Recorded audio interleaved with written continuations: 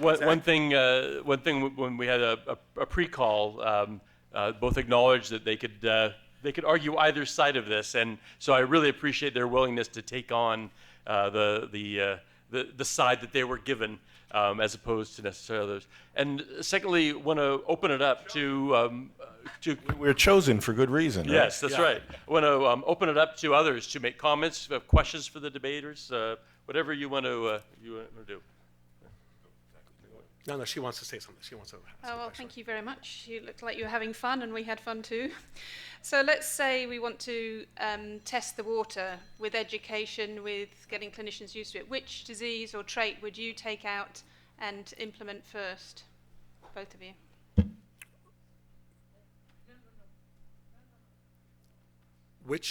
Okay. Well, let me be clear.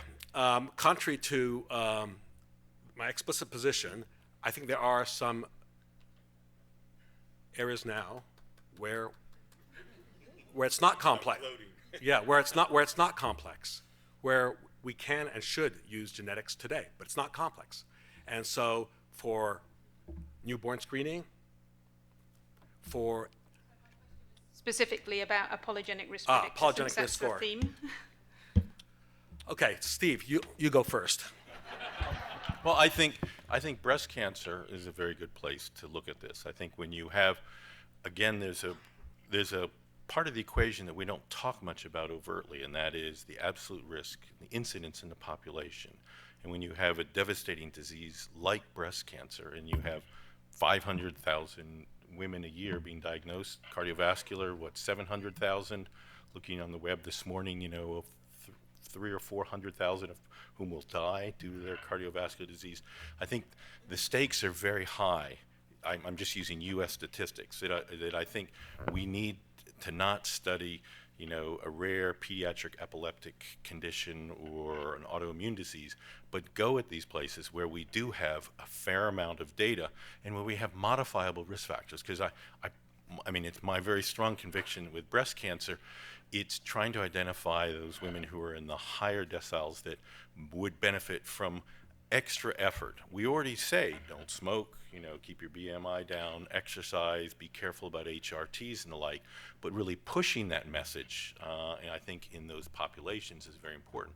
The other place I would consider this is, I thought that the data today was very compelling of looking at obesity with the ALS-SPAC and et cetera, and thinking about how we start to educate, because we're basically all over the hill. Okay, we're looking at conditions that you're 50 and over. Okay, I was trained as a pediatrician, and I'd much rather this make it into newborns and early adolescents and the like that are changing lifestyle decisions that may have tremendous implications in terms of heart disease, diabetes, cancer, and the like.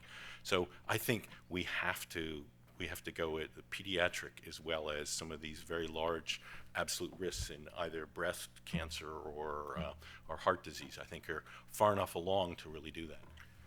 So first of all, I think breast cancer is a good one, again, for the future. I would not use the risk score today to influence any decision making, but I think it's really important because we see, for example, that the meaning of BRCA1 and BRCA2 is different if you have a family history or if you're Ashkenazi. So there's something there about genetic background, and so sleuthing that out seems like a priority.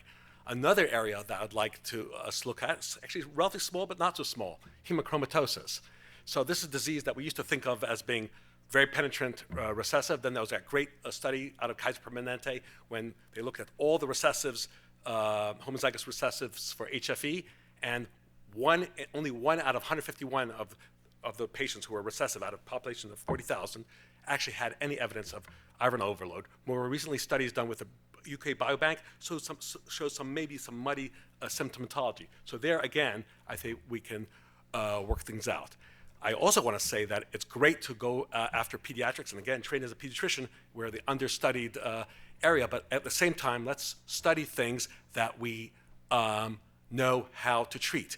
What I don't want to do is write a carte blanche for everybody to start giving, let's say, statins or bariatric surgery to a bunch of kids. Instead, I'd rather spend those dollars in obesity on modifying the environment. I know the bang for the buck will be much, much higher. I would go a step further. I think, behavioral genetics and sort of physiologic genetics really overlap, particularly in the obesity world.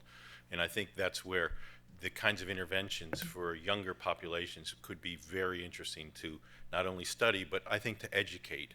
Because what we also face is, just this tremendous revolution going on around us with 23andMe, Ancestry.com, all this panel testing, people getting this information and going to Google and coming into their physician's office and saying, gee, I have this BRCA1 mutation, should I have body-altering surgery when it's a VUS, but it's self-referral or coming from a place where there's not very good assessment per se. So I think we have to think really hard about this educational component at each of these places that we're going to do this, because there's no question that there has to be feedback.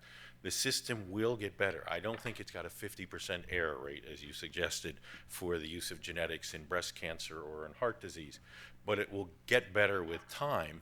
And the alternative to do nothing for the 11.2% of women who have breast cancer who don't have BRCA1 and 2 or picked up because of their family history, I think is doing just as much harm, or if not more, by not at least giving them an opportunity to understand and modify those things that they could. So let me just give you an example of why I'm not looking for a big wall.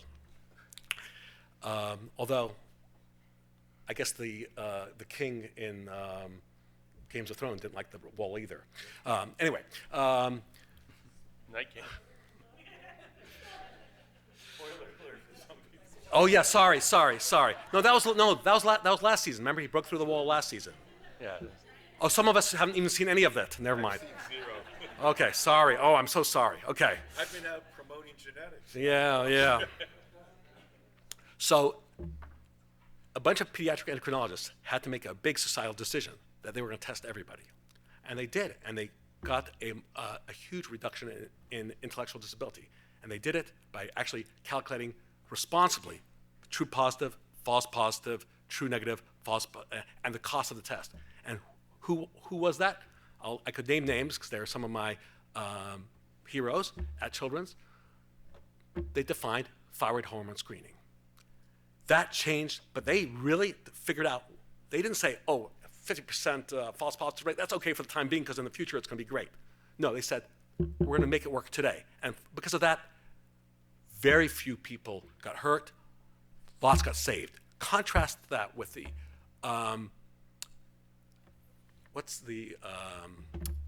ACMG had some criteria about mutations that you should screen for. One of the mutations that they said that you should screen for in pediatrics, before the data was fully in, but they felt they pretty good about it, was a gene for which, if you were homozygous, you were likely to get cystic fibrosis. I can tell you, I spoke to the guy from ACMG who contributed to that decision, how he has been heartbroken ever since, because it turns out that a significant portion of that particular mutation, the kids don't develop cystic fibrosis. And he knows that he personally knows that several wanted pregnancies, were terminated because they thought their kid was going to have cystic fibrosis. It speaks to me that this is loaded weapons. We should not create a wall. We should look at every bit of data. When we do those big cohort studies, mine them for actionable, real stuff that we know could not possibly be wrong. And think about it like real public health people. Sensitivity, specificity, utility. Instead, we're showboating. We're saying, because I can, let's do it. And it's not just the industry. That industry is abetted by our triumphalism. And we as doctors, we've previously been very, very sober. But for a variety of reasons, we feel we have to showboat, and that's hurting our patients. Mark, you were next, and then Finley. It's this pantheon of pediatricians. I've heard Pangloss, Pandora, Pandering, Pandemonium. I'm pondering the Antipodean views between rare disease and polygenic risk scores. And I'm wondering if these two competitors can find common ground on use cases combining rare disease with polygenic risk scores. Breast cancer is the perfect example for that. I mean, that's why I would start there, because I think we know an awful lot about a good fraction of the highly penetrant mutations responsible for breast cancer in the general as well as special populations. How we identify it, not until Chuck Schumer and Mitch McConnell get together and start us down nationalized health care, and we really have genetics built into our system that really effectively be done. We have to still go through this wild west of testing and the like, which has its challenges, but I think that it's changed the nature of clinical practice. Okay, there's no question about it in many places, but it has not filtered to all parts of the United States alone. You go to rural parts of Arkansas and Kentucky, the idea of clinical testing for breast cancer or colon cancer risk is pretty much non-existent. The moonshot from the NCI, just as a small advertisement, is pushing this and trying to develop these kinds of things, but we still have a long way to go. So I agree, and in fact, I see breast cancer as one of the more advanced examples of the kinds of things so we're closer to reality, whereas some of the other projects I think are not there, and that's why I get more worried about them. Pumni? Yeah, so coming back to misdiagnosis and doing harm, so you would have thought that by now we would all have learned the lessons about variants that are just rare because they belong to minority populations in this country. And so the question then is, how should we prioritize where we spend all our energies in terms of really promoting equitable distribution of resources? Because I bet if you wanted to sequence every patient who goes to a minority serving institution and get the electronic health records, you could probably accelerate what we're doing here. Yep. And but we all really still want to do the convenient samples that's already assembled. And so my question to our sweaty wrestlers. Right, is that you have to think about the harm that's done by not finding patients with actionable mutations because they are poor or they have no access to health insurance. Yeah. How would you respond to that? He wants us to stop until we do it all, right? Actually, you just actually reminded me of something most important. The most powerful SNP, the SNP with the biggest odds ratio of any, and we haven't mentioned it today, this SNP has a bigger odds ratio than anything that's been mentioned here, is poverty. If you are poor, you will die, no matter what your genetic background, you'll die faster from cancer. You'll die faster from any other disease. And that's what the data tells us. So guess what? As a public health-oriented people, that tells us about something where our investment has to go. I think it's much higher penetrance. I wouldn't use SNP. I thought you were going to say the Scottish National But it's- Party or something, but Yeah. it's a political thing because it's the most penetrant. Yes. I mean, is poverty. There's Yes. no question. So that's number one. Number two is I couldn't tell whether you were being reluctant or not. I do think we actually need to go into our minority populations. I'll speak as a Jew. We actually are the first people to have committed auto-eugenics by screening Tay-Sachs, people who are dating, and gotten that down. And so I do think we should focus on various minorities. And because all of us originally evolutionarily came from Mother Africa, that's the mother lode of genetics. And given the fact that we have a huge number of African Americans in the population, it seems negligent not to sequence them so that we have good sense of what the frequencies of these different genes are, because they may not be represented in some of our studies, although I have to say NHGRI has done yeoman work in trying to get that representation, but it's not for lack of trying on their part. You're absolutely right about the problems of convenient samples. It's so much, but I think we need to redouble those efforts, and I'll spare you some very entertaining conversations I've had with Gary at NHLBI about this topic.